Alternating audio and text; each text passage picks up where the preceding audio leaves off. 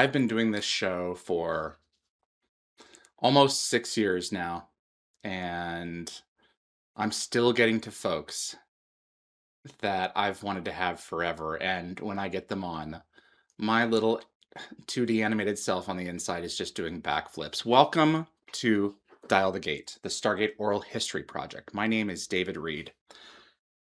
I have a really special actor on today who is one of probably my big five in the Stargate canon in terms of performers who really, their roles have really meant something to me. I've been privileged to have a couple of them on the show so far, but only really a couple. And today I get to add another one to that list. Dion Johnstone is a cornucopia of Stargate characters.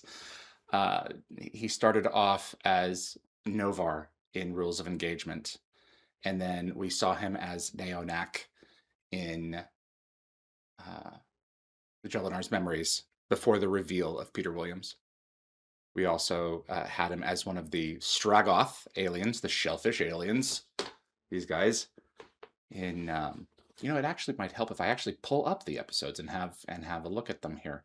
That was what was that episode? Everyone's like, David, it's such and such. It's like, I know, but I can't think of it right now. Foothold.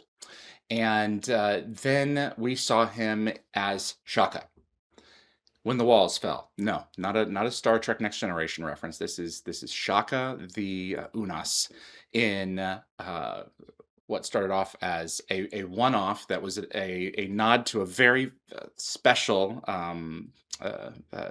Lou Gossett Jr., Dennis Quaid film, and then returned in season 5, and then later in season 7 as a different actor. He also played Tyler, Lieutenant Tyler, or in The Fifth Man, and Wodan in Metamorphosis, and Warrick in Forsaken.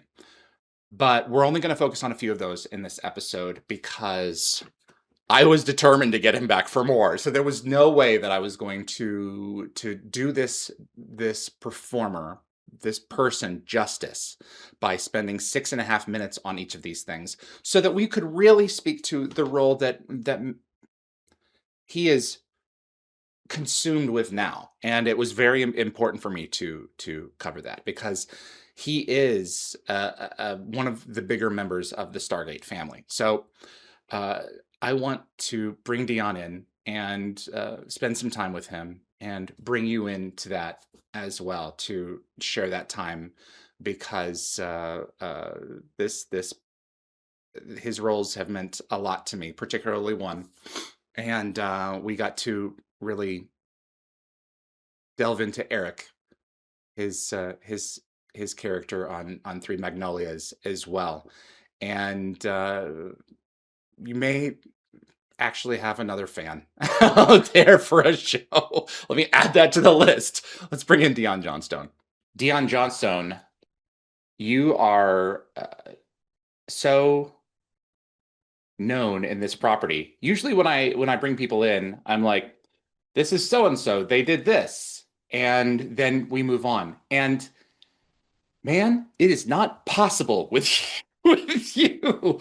I have been so looking forward to having you on since I started this iteration of the project. I cannot tell you, it is a thrill to have you on Dial the Gate, sir. I really appreciate you being here.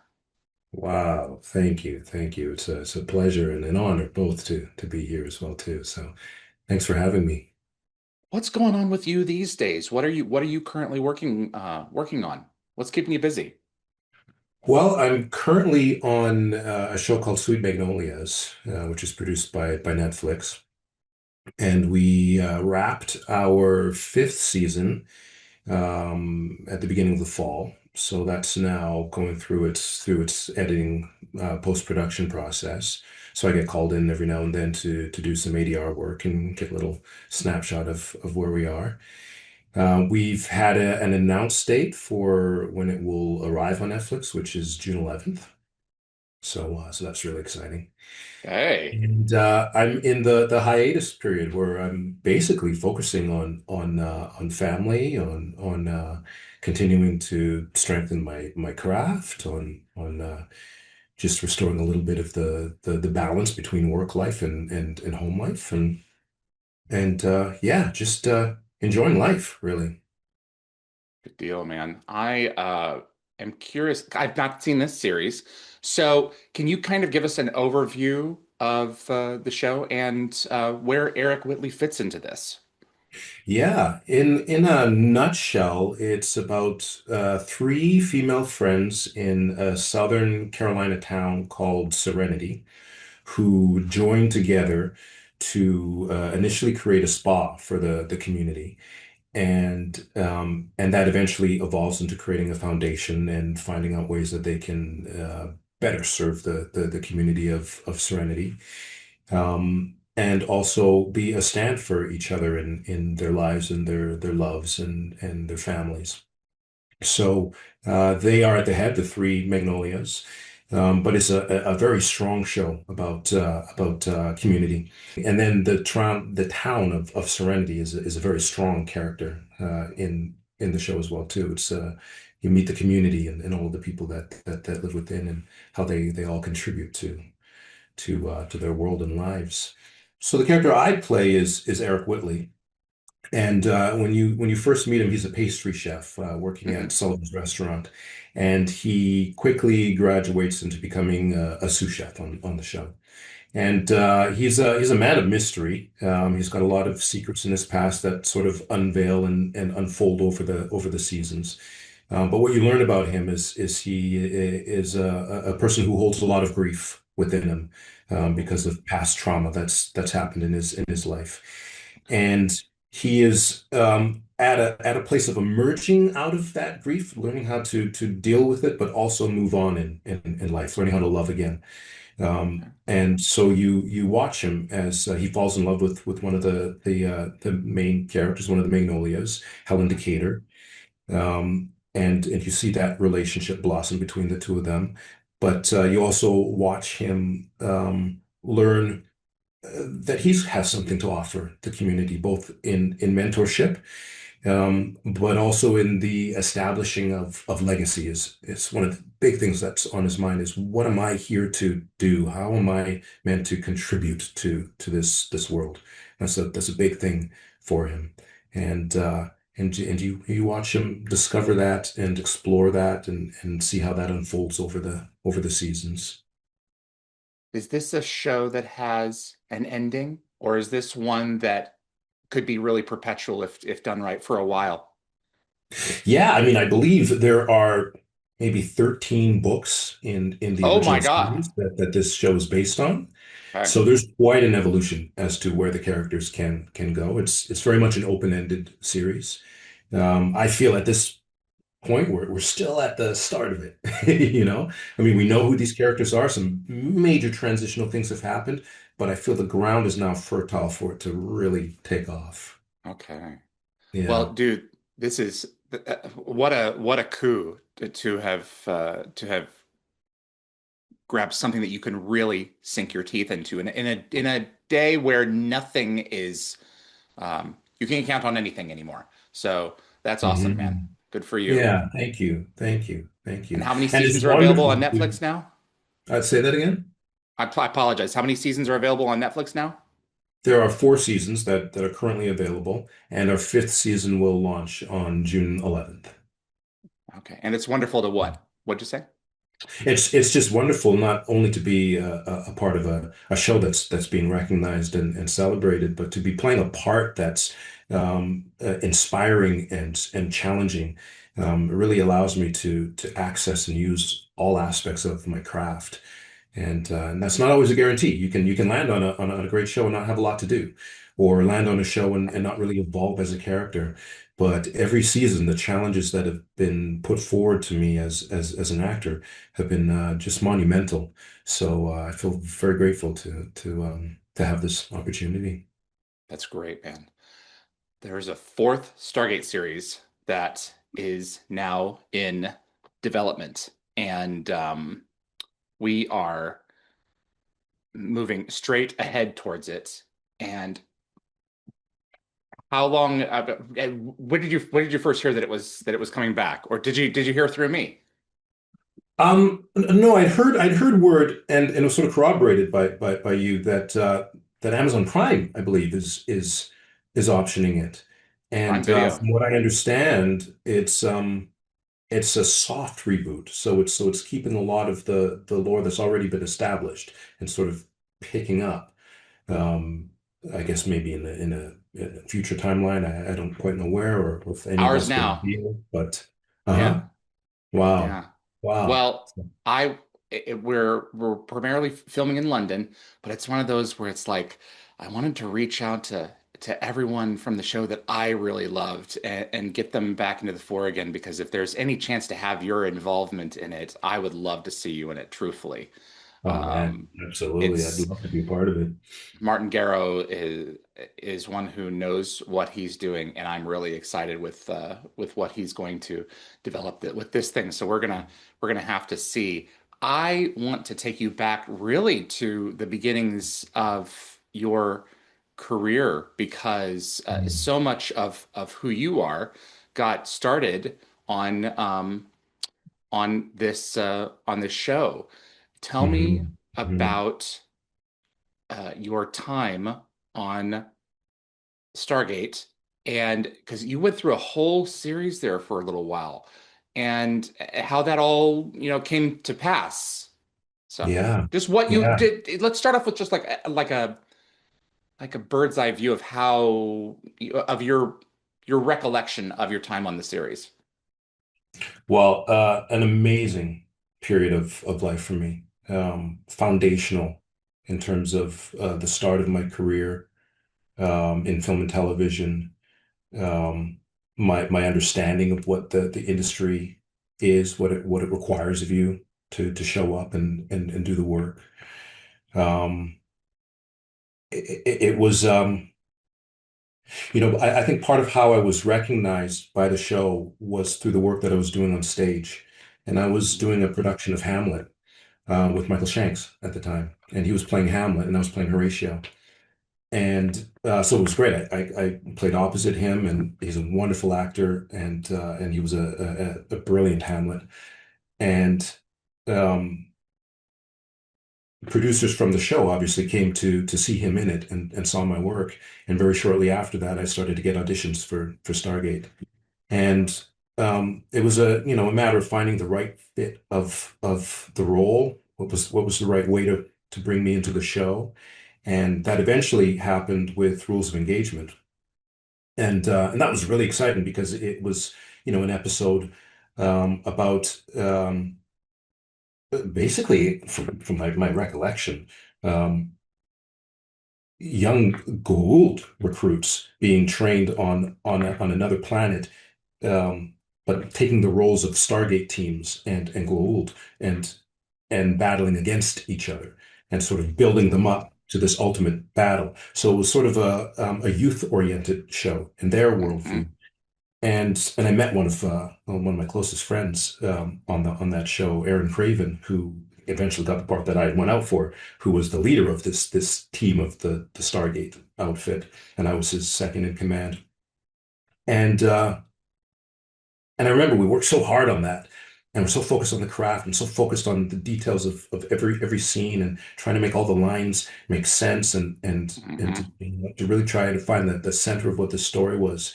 And there was a moment where I remember production kind of looked at us and said, "You know what? We had one final scene to shoot, and something in the text wasn't quite working or lining up." And we had gone in our trailer and we were kind of working on it. And we came up with an idea and brought it out. And I remember our director just kind of stepping back and saying, just put the cameras on them and let them do their thing. And they just let us run with what our idea was. And that ended up making the final cut. So it was very empowering at that time. And I remember also being you know, invited to set because they knew I'd never been in front of a camera before. And there's a period of time of translating what you do on stage to what you do on screen. So they invited me to come to the episode that was shooting prior to ours, and said, "Yeah, the set is your home. Go wherever you want, talk to whoever you want. The only thing that we ask is when the cameras are rolling, that you don't get in the eye line of any of the actors who are performing, because any slight shift in movement will affect their performance. So Hmm. don't do that. But other than that, the world is your oyster." And funny enough, they were shooting an episode that had one of the Unas in it, which I eventually later went on to play, and it just blew my mind because here I am on stage. You create the entire environment through the language and through your body and through the words and through your That's gesture. right. Here on set, everything was there. They had created this medieval village with a forest. You could walk through this forest line into the village, into the cobblestones, into the chickens running around, trees, mist, everything. It was all there. So you didn't have to work so hard with the words to make it tell the story. It's I started to realize, wow, it's more about your behavior and just being in the moments because the world is provided for you. So that was an exciting realization to see what would be available in this world. And then There's we yeah. started shooting.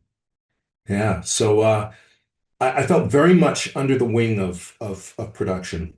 That first episode led to an invite to do another episode that was directed by Peter DeLuise, and he was directing an episode where um, Peter Williams, who played Apophis, his character had died, and in fact, we saw his death scene in our episode, sort of Right. played in the sky for us. So that was a canon event. But they were going to resurrect his character, so he was on another planet in a hidden form, and Peter was unavailable to shoot that episode up until the point when his revelation was coming. So I was invited to play his character because it was masked, and I was like, oh, this is great. I love mask work, and it's an opportunity to get more screen time and to develop a different character. And in a weird way, sort of the two of us would be sort of combining to create this one character. Until the point of the revelation, we realized, oh, it's a office. So that was great. It was again another opportunity to be in front of the cameras to learn how everything works. Peter DeLuise was always very challenging in terms of what he would ask for in terms of behavior and movement, and how can you make him different, and how can you find his walk, and how can you find his attitude, and how can you do all of that, because we can't see beyond the mask. So it's how you physicalize, it's how you embody it that's going to tell that story. So it needs to be distinct and specific, and you know um so that was a great challenge. And then that led to the first ones. Well, maybe not directly to the first ones, but There eventually was through yeah. Peter. So I um want to get to Shaka in a minute here because yeah, Shaka's yeah. one of my boys. So Okay. I don't want to skip over the shellfish creatures Oh yes, I think in I think that was, Foothold. yes. I Yeah, think what they're that called the Stragoth in extended canon, but these things were wild, man. yeah. Yeah. Oh man. I mean, that I think that was sort of an opening of a realm of opportunities that started to happen in Stargate, where it became apparent that, wow, this guy can act. Um, but we can't necessarily bring the character that he played back from Rules of Engagement, because that's the storyline that we don't know if that's coming back. But we can use you as an actor because we have a whole plethora of alien characters in these sort of latex suits. And that provides a lot of challenges for actors, because some people really feel like super hot and suffocating in it, and they it's hard to act in. But you have this ability masked to bring a character to life. So if you're open to it, we'd love to pitch this to you. And I was like, oh man, I'd love that. So Foothold came, and I met another fellow local Vancouver actor, Alex Sahara, his name is, doing that because we were sort of both the two. He was sort of the head alien, and I was sort of the second in command alien. And from what I remember. Um, and so we got to know each other and had a very easy rapport and it was just fun, kind of like working out, what little details in these huge crab suits could we do to kind of indicate something different than just being human. Um, and yeah, just what I vaguely remember about that. I mean, that was so much about also like heat management. Like we would sit there in between takes in front of these massive fans just blowing cool air on us and but just having a lot of fun. I want to bring up Alex Zahara because there's especially with Shaka there's a Mm, lot connected there. My understanding, correct me if I'm wrong, is Mike mm, Greenburg had a lot to do with you guys being folded into this production again and again, finding people who are consistent and reliable when you put them under heavy prosthetics or when you put them in suits. You in a production like this that is so tight on time and budget, you have to get things precise. And when you find some guys who are willing, not only willing but eager to go through that process and learn and help mm, create and craft, you hang on mm, to them. And it was very much that, and that's what I mean by the feeling of I was taken under their wing. I remember Peter saying, you know, you lose a little bit on the sense that your face doesn't get to be seen. Yeah. Um, and but that's not necessarily all cases. But you gain in the sense that you get to develop in character work and the ability Mhm. to truly create different characters, and you get all this screen time as well too. So it's really an opportunity to artistically to grow and to learn and to develop Mhm. in this craft. And that's what it was for me. I learned so much through playing those roles and got to go to so many different places. Um, and in ways it helped release me in my craft in ways that I wasn't necessarily ready or able to do if it was just me. There's something Right. about when you're in a mask and when you're in a full body costume, it's those limitations actually give you something to lean into, so you can sort of let go into that, and it frees up your imagination to just start creating from that That's place. right. Found that massively with Shaka. Found that with Wodan in an episode called Metamorphosis. Um, which was just wild, like just the physical constraints of being in this torturous body and even like prosthetic arms and hands and everything.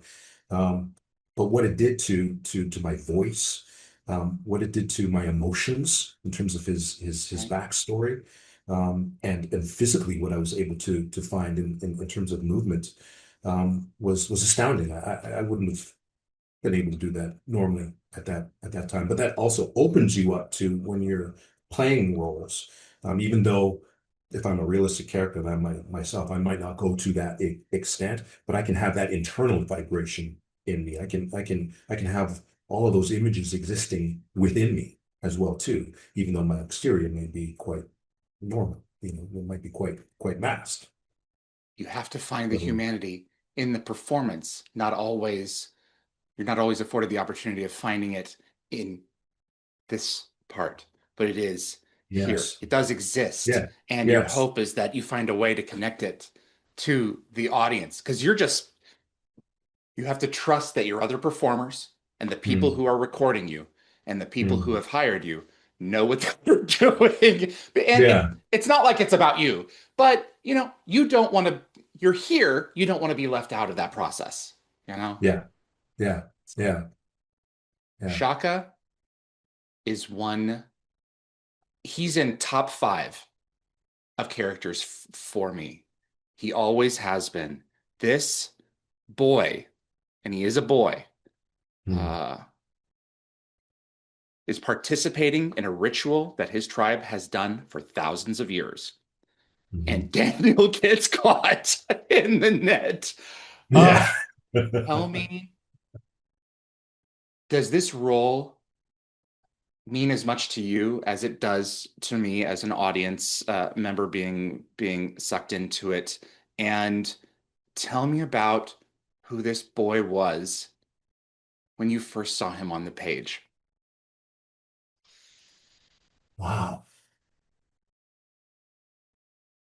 Well, this role was brought to me uh, by Peter DeLuise um, with great love and great care, and he really wanted me to do my research on it, to look at the Maasai African tribes and the whole idea of doing a walkabout. He wanted me to watch the film Enemy Mine, to just look at an alien culture encountering a human culture, and the humanity that can be found between, to look at parables, Daniel and the tiger, or Androcles and the lion, rather, pulling the thorn out of the lion's claw. Um, and also developing my own spiritual connection with whoever Chaka's God is, and how do I speak? How do I communicate? How do I reach out to my God, and to make that very visceral. And so those were the challenges that he set out for me in taking it on, and as I read it. And then as we started doing the costume test, that was amazing because they had already developed the caves. It was already built, the set. But they allowed me to, in costume, and I would bring my video camera, to just go and explore how he might move, explore what a day in the life might be. So I went in for my wardrobe fitting, and then someone from wardrobe accompanied me with my high 8 cam at the time. And I just spent about, an hour and a half on my own in the sort of unlit set, just kind of walking around and doing a day in the life. You So got to that, find him in his space in because his his space on adventure my is own. not in his space. His adventure is out of Yeah. his Is out in space. the world. Yeah. Yeah. Yeah. Yeah. Um, and then on my own, outside, taking all of that knowledge that I was embedding within myself, I had active friends of mine who I would go out into the woods. I lived in Kitsilano Beach in Vancouver, so it's a very beautiful woodsy area, by the water as well too. And and I would just kind of go and just practice walking like him, and hunting like him, and just have people record me, and then I would sort of just watch everything and just try to align it and try to find his physicality and try to find his breath, and it took a little bit, when we started filming. One of the big issues that I think we found was just wearing the lenses were very, very harsh on the eyes. So at times it made it so unbearable that it was hard to focus. So we realized, okay, if it's a wide shot, we'll take the lenses out because you don't see them. And as we move in for close up, medium, and close up, then we'll pop them in. So that just sort of gives my eyes time to heal, and so that really helped. Um, we worked a lot on the physicality. One of the big things that Peter wanted to solve is he felt that previously, with the older Unas, the suits were so restricted that there was no rotational movement, and so it still felt like a man in a rubber suit. And he's like, That's I right. break that somehow. I mean, it was built in such a way that, yes, the arms were latex and the legs, but my torso was free. And so a lot of like just rotational movements to really kind of show, wow, this is a fully rotating, moving being, was big. Um, so the layers of that started to come. I think there was one scene where Shaka's meditating, and I'd been working on what might that meditation be like, what might be calling out to God. And that was a scene where in my reactions, I remember I started like snorting, and the snorting created like a little puff inside of the mask. It was like an air pocket that puffed out. And they were like, that's great. That's keep that. And I started working with that. And that was a wonderful moment where it's like, okay, he's starting to, I'm starting to figure out how to animate even the mask. even though it's glued to me, but I'm fusing with it and I'm learning his expression and how to show his emotion and thought within it. And then I think it really just boom hit a center line in the scene where we're in the caves and we're by a fireplace, Daniel and Shaka.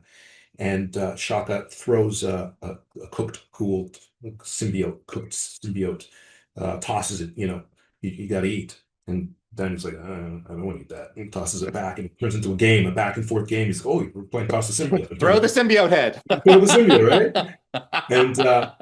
And then Daniel pulls out a bar, like a meal replacement bar, and says, well, how about this, Don't And say "ca" that was a until you've scene tried where it. yeah, right. Yeah, yeah. Yeah, don't say God till you've tried it. Exactly. Yeah. And that was a great scene because Peter was like, we had the script and we were, adhering to the script, but he let us go off. He's like, I just kind of want you guys to Right. improvise, go with the flow. And as I've already said, I had first worked with Michael on stage in Hamlet, so I knew him as an actor, and that was a moment where the two of us could come together with the chemistry that we already inherently had, and and that was just a beautiful moment where I felt like, okay, boom, he's online. I know who I can feel in my bones who Shaka is. And then everything after that became very easy, less of a struggle to figure out the language of, well, who is this guy? It just sort of seemed to flow from then on. It's amazing how much gets through in 42 minutes with this Mhm. episode. I mean, just that scene right now, toss the symbiote head, I mean, he's actually getting Shaka to laugh with him. I'm sure Daniel's thinking to himself, Yeah. how long can we keep this up? He's laughing, but once he's done, he's gonna want to eat me again, because he's taking them home. I'm sure he's taking him back to get eaten. There Hmm. is so much going on in this episode. And Todd Masters and his team at Hmm. Masters Effects, Oh, those guys are brilliant. phenomenal. What do you Phenomenal. recall about creating that thing? I mean, how many days did you have to go into Masters Effects for the molds and for all the tests to get that set up? Because you're not just putting it on and standing still. You are performing a full range of movement in this thing. Yeah, yeah. I mean, there's always you go in to create the body mold. So the casting period where you sit still and they pour this coagulate gel on you and you kind of sit there for a period. You can get straws in your nose so that you can breathe and you're just patient for a long period of time until they get the mold. And once they Hmm. have that mold of you, then they can build the character, on top of it, and then pour a latex version of that, and and then and then test it on you. So that, I mean, that process itself, it's sort of I can't remember how many hours, certainly more than 3, 4, maybe 5 hours to actually set the mold and everything and do all of that. But it was the what I remember most is the daily grind of getting into the costume and getting out of the costume and being in the costume. Um, Hmm. because it was almost 3 hours of work just to get into it. So I would come at the crack of dawn. I would be there for like 4 a.m. call, sitting in the chair. I'd fall asleep through it. I have to keep tipping my head back. We'd get the headpiece on, and then it's all got to be sort of glued in, and then it's like spray makeup is essentially kind of like shaping it and blending the entire mask to your face. And that just takes a long time to get all of the details and all of the pieces and everything put together.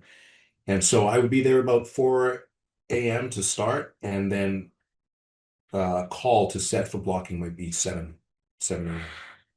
So, and then the day starts. And I remember stuff like you couldn't even go to the washroom by yourself because you've got like massive, hands. So it's like you've got to be walked to the washroom. I figured out little ways we created zippers and They stuff had like like a it. hook for you guys at a certain point on. Yeah, Yeah, yeah. exactly. Yeah, yeah. Let me keep my Um, dignity, please, God. yeah, yeah. But you're being walked everywhere. You've got people holding umbrellas over you. In between setups, I'd be in my trailer with which had to be an ice box and just Yeah, cool air blowing in.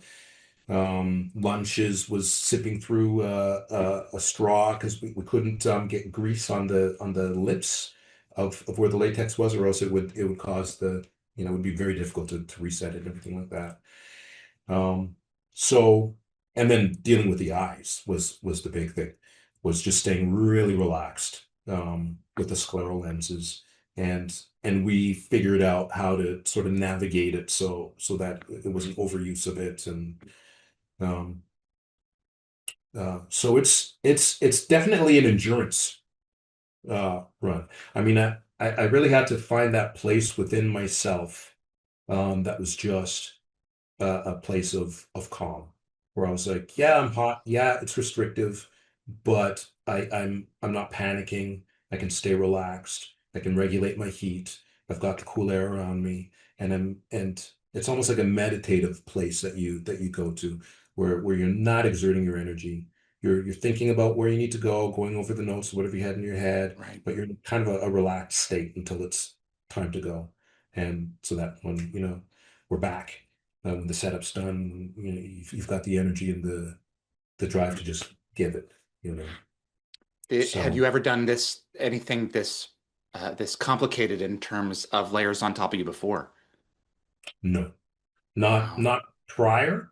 And I would say nothing since has been at the level that Shaka was. I would say many of the characters that I played in Stargate were similar, had Yeah, similar requirements, but not the same story, emotional screen time like first ones and Beast of Burden. Were both Beast of Burden even almost more because it was at a time of the summer that was extremely hot. I remember as well too, and we were out that's in the right. fields and pulling logs and stuff like that. I remember it was very very very physical. So was first ones, but first ones had more of a lyric movement with points of action here and there. But Beasts of Burden was very very high intensity, um, and it was very hot when we were Did filming. At the time of the summer, it was did very very hot. did you expect to get to do this character again? Did you have any idea? No, not at the time. No, no, I didn't know that Yeah. this was like a one-off. That was like completion of the story. So when it was coming back, it was like, wow, that's that's amazing. Yeah, that was a You complete surprise. had achieved something with this role that was um, endearing and sincere and funny, like surprisingly funny at a lot of moments. I Mm. think that one of my favorite montages is at the beginning of Beast of Burden, and you can see that Daniel has gone back to the planet and put these cameras everywhere, and they've got these shots in of Shaka, coming and picking up his goodie from Daniel because Daniel's continued to keep in touch with him, and Shaka is just hamming it up for the cameras. This is one of my favorite moments. One of my favorite things in the entire franchise because it's Una's vision.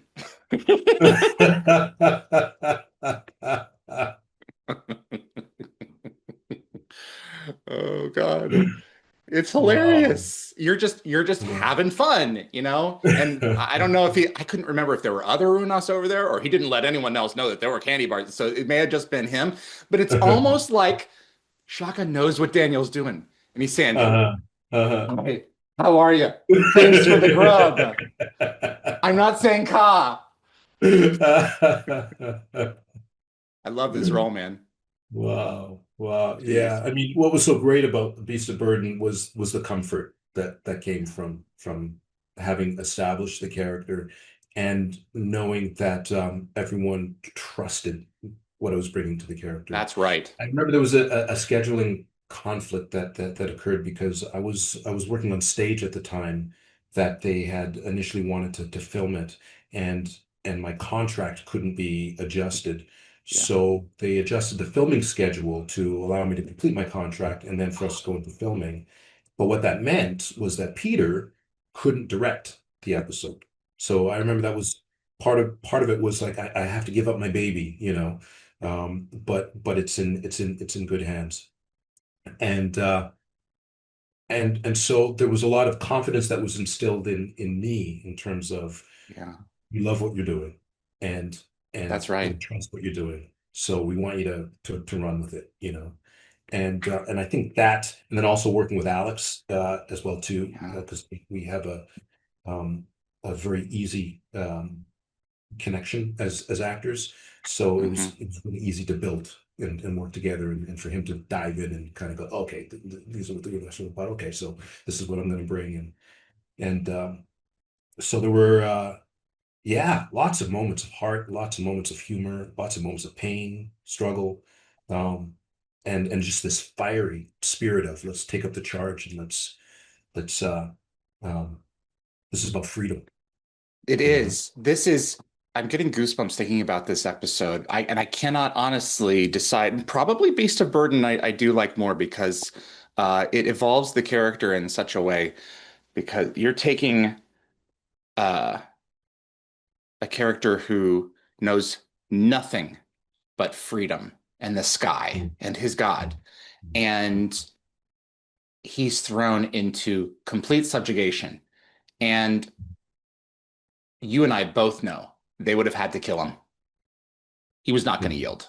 It just wasn't going to work. mm, And they wouldn't have sent him back to his planet. They would have done an end with him had Daniel not uh, come and gotten him. What was that arc like expressing that through Shaka for this episode? And they didn't throw you a bone. They threw you a stake in that one. That is yeah, that is a wild episode. You were the thrust of that story. yeah, yeah.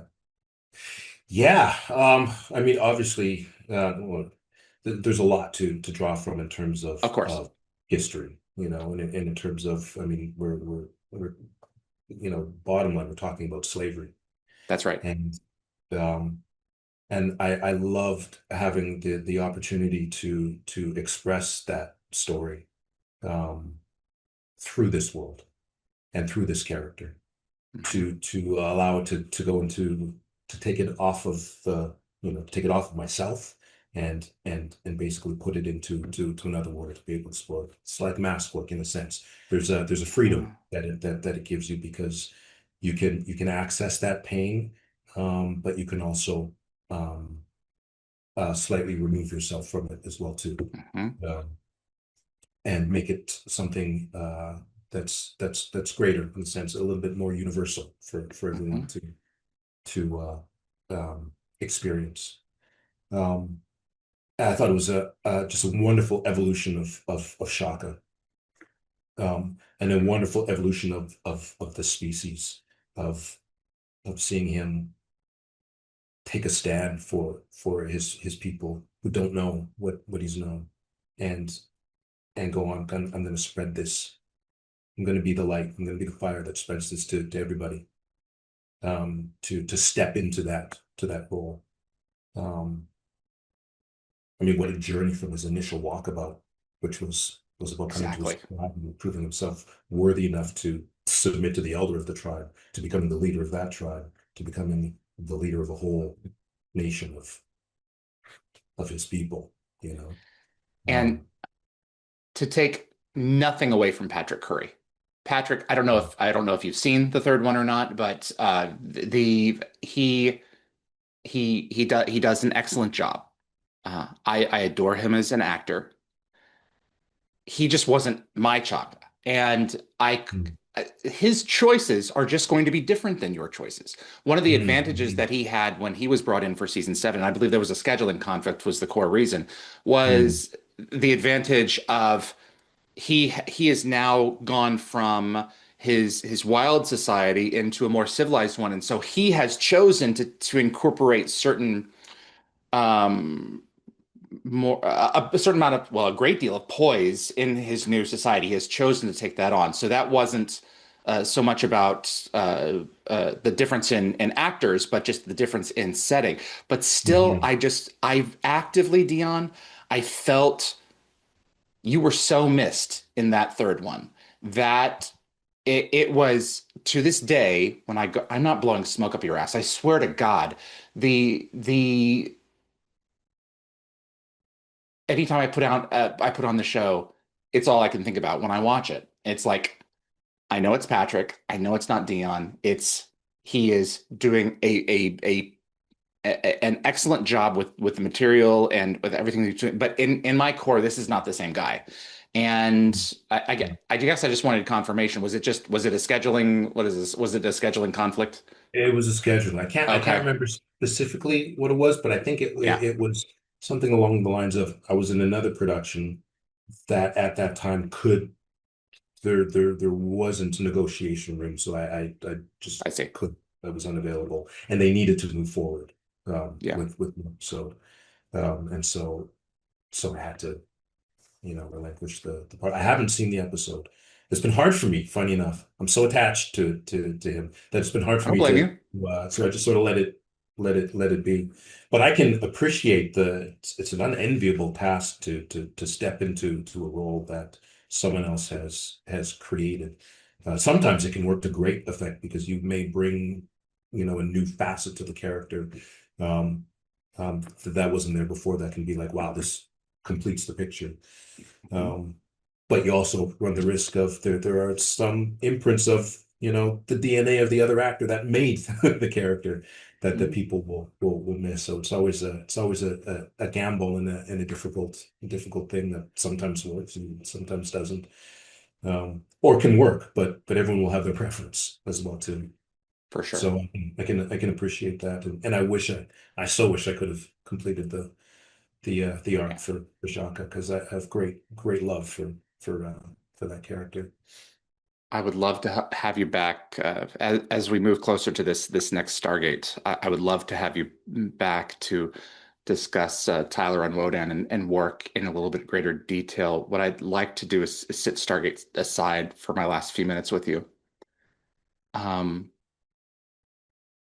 I've always been interested in this question when I bring folks on. You guys have such a body of work. What role, what is a role that has most impacted you or has remained with you throughout your career? Perhaps one that you didn't expect to, that continues to sit with you or will come up in your mind every now and then. Is there a part that you've just never been able to let go or that is particularly special to you, either stage or on screen, that continues to resonate with you? Yeah. In many ways, I would say I am in love right now with playing Erik Whitley. It is Okay. it's such a deep character in my psyche and what I'm learning through playing him. And there's so much more to discover. You Um, indicated trauma. yes, yes. Can you explore Um, that a little bit for us? Give us oh, I want to go see the show. he is a former EMT and who lived in Atlanta for a period of time and was married, and his wife was expecting. Oh And God. she had a situation where she all of a sudden had complications with the pregnancy, and he needed to get her to the hospital. And it was during rush hour, and he felt that he could get her there quicker than calling it an ambulance and waiting for them to come because he's an EMT. So he took off with her, but they hit rush hour and they couldn't get through. And she had internal bleeding. He had to pull over the side of the road, call for an ambulance, and in the period of time that they had to wait, she not only lost the baby, but she lost her life. Oh my So God. he feels responsible for that choice and for losing everything.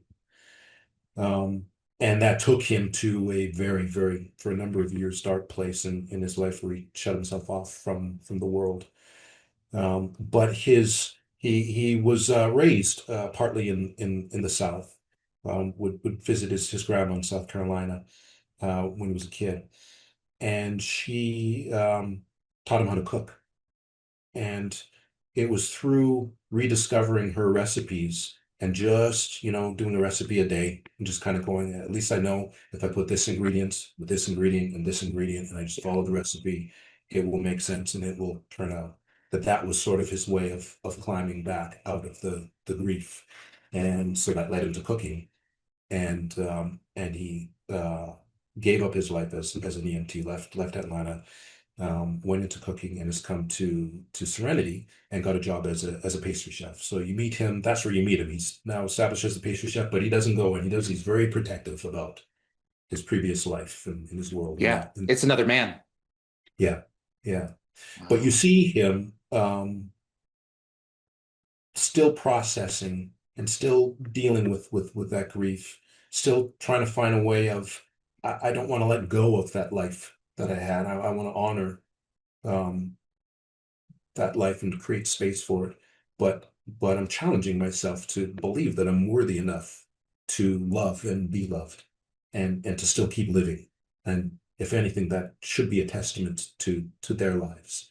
And so you see him growing through that and learning to love again and learning to um,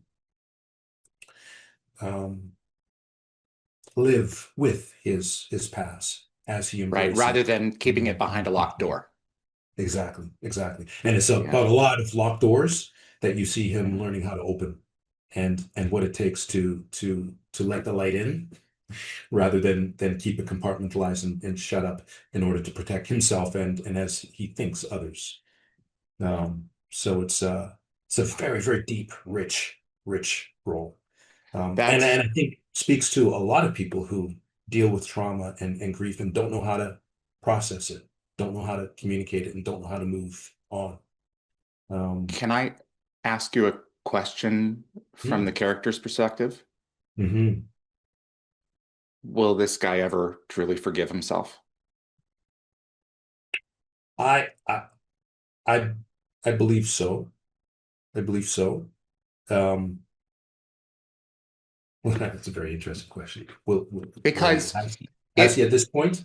I think he's learning to. He's definitely in the process of learning that it's okay, that it wasn't, that there's no fault yeah. in it. He made a choice. Certainly, his wife would forgive him. What do her Certainly, parents think? we never meet his parents. So in Her my parents. backstory, you don't Okay. meet her parents. Okay. So in my backstory, um, he never got the support from her parents and never felt that he had a right to reach out to her parents. He also never got the support from his own family. There's a whole issue Oh with his God. choices that he made. So he felt quite abandoned during that period of time. He lost his faith in a belief in a God, you know. Okay. Um, but he's still very spiritual. So for him, he goes out into the woods, he goes out into nature, and it's been through observing how there's both a cruelty but a beauty in nature. And nature lets things die only for it to be restored again. And and that meditation, that's kind of he talks about it as my church. I'll go hiking to mountaintop Hmm. Hmm. and there have been many times when I've cried it out when I've needed to, and other times where I can just be in peace and just meditate and sit and admire the beauty of it. But that speaks to me, and that's helped. Just looking at how how nature deals with the changes of the tides of its seasons is helping him process and understand the changing tides of the seasons of his life, which allows space for renewal and rebirth and regrowth. Grief is a journey. And for some people, they can contextualize things fairly quickly, regardless of the how awful a tragedy is, and for others not. And I can only imagine, considering who you are as an actor, and what I've seen you do, um, what you've done for people who have watched that show. I'm sure you've heard from folks who have seen that. Hmm. I had an EMT reach out to me Oh boy. in my first season, actually, and we didn't know yet the full backstory of Eric, but there were tremors that you could see that a lot of audience members were like, "What is it with this guy?" I mean, he Yeah. seems really nice. He seems really supportive. There's something shady about him. There's Yeah. something that's not Something happened. right. And so people were picking up, but they didn't quite understand. But I had an EMT reach out and go, I get it. I see it. I see the signs. Like you have to bottle up so much so that you can be present and unaffected by the trauma that you see. But it affects you. And if you can't find a way to process that, it can lead to its own form of post-traumatic stress disorder. And this person's like, and I deal with that, and I can see that so clearly in your performance, and I so appreciate you bringing light to that. I was like, wow, thank you. It's a privilege. It's my hope that in some way through this role, I am giving voice to those who um, have been through and are going through this experience, and at least offering, because I feel what Eric offers is there's, even no matter how dark it is, and it's very dark, it has been very dark for him, that there's always hope, that there's hope. And you see him through fragments, cling, grab, step by step. And he's in a much lighter stage of life. It was Yeah. great to go, oh, I don't know if I could do too many more seasons out of that, Well, you that's the know, thing, but it still what's exists, you know? yeah. What's the Um, name of the town again? Serenity. Interesting. Yeah. Yeah. A fictionalized town in South Carolina. Well, Serenity. sure, but Yeah. Yeah. there's a reason that it's named what it is. And Yes. Yeah. I have a friend named Joy, and she embodies that. And I imagine, for people who would live in a town named Serenity, a lot of those people would internalize that, and I'm sure a few ironically, but others would embody that as well. So that's quaint, appropriate naming. Dion, thank you. A Thank you for pleasure. sharing in Pleasure. this role, being uh, talking about him with care and with sensitivity and embodying that. This has been a real treat for me, sir. Wow. For me as well. Thank you. My tremendous thanks to actor Dion Johnstone for participating in this wonderful hour. I've only had a couple of instances, Dan Payne, Alex Zahara, two of them, where I had to put multiple roles underneath their time because I couldn't pick one, and I could like change it up as we go along the conversation. Yeah, no one has time for that. I wanted to spend it with him, and I am privileged to have had this hour with it. You know what? All right, cards on the table. I don't get butterflies with performers very easily. I'll sit down with Amanda. I'll sit down with I sit to Joe. I don't care. And then I get someone on whose character, and it's not like Carter and Daniel, who's my favorite character in the canon, or Shepard, don't mean something to me. But you have these guest starring roles who come in and they just hit you. They hit you in ways that you don't anticipate, which is a wonderful delight, as a human being to watch a performance either on stage or and in person or on the television. And then, because I've only spoken with Dion over the phone, I've never actually sat across from him, and it's like, keep it together, man, and don't sound like an idiot who's just heaping praise on this guy, because you do want to convey what you truly feel, and you've got to be really careful, especially because it's another dude. Don't make them feel uncomfortable. And that was just bottom line a really special time for me. My name is David Reed. You're watching the Stargate Oral History Project. If you enjoy Stargate and you want to see more content like this on the channel, do me a favor and hit that like button. It really does make a difference with the show and will continue to help us grow. And if you have Stargate friends out there, do me a favor and share this with them. And if you want to get notified about future episodes, click subscribe. If you click the bell icon, it'll notify you the moment a new video drops, and you'll get my notifications of any last-minute guest changes. And clips from this episode will be released over the course of the next few weeks on both the Dial the Gate and the gateworld.net YouTube channels. SG-4 is in pre-production right now. We're all excited about it. There are certain folks that I would really love to see in the new one. I have a number of episodes coming up in the popper that are in development right now. A lot of folks behind the scenes that I'm thrilled to have on.